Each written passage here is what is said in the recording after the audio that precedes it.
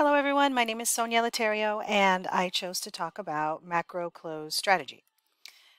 Let me get this to move. The macro close strategy is when we give students two sentences, sentence number one, sentence number three, and we ask them to create that middle sentence to connect those two sentences. That's really the key. So what happens is it really integrates prior knowledge and their experience. They have to be aware of the context of what's happening in those two sentences for them to be able to create a sentence that makes the whole thing make sense. So one thing that I thought was really interesting through this is it makes people aware, or students, and me too, um, aware of how we approach a text because we're going to come up with different answers. When we're creating these macro close examples around a novel, we're gonna come up with the same answers. But you can also make these open-ended things. Um, and it just allows for a variety of different answers, and students can see that we can come to a different conclusion from different experiences. I thought that was really interesting. So here's an example. This one was in our book.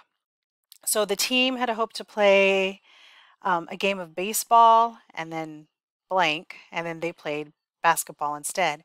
So then possible answers could be they could not find a baseball or bat to play with, or they didn't have access to a baseball field, because this is some things that maybe they found in a story, or maybe they experienced themselves, or maybe they've seen someplace else.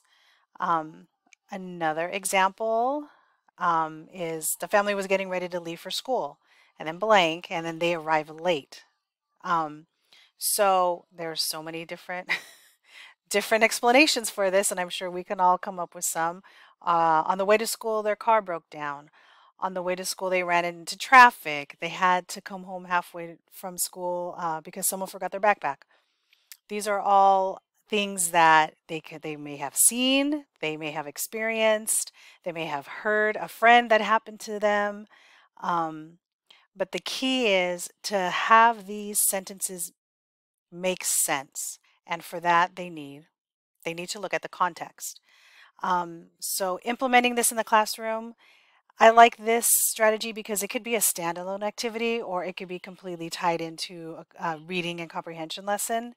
Um, Through these activities, you could discuss afterwards like different answers, and that could lead to a discussion about, you know, how we approach text and the different contexts that we see in it.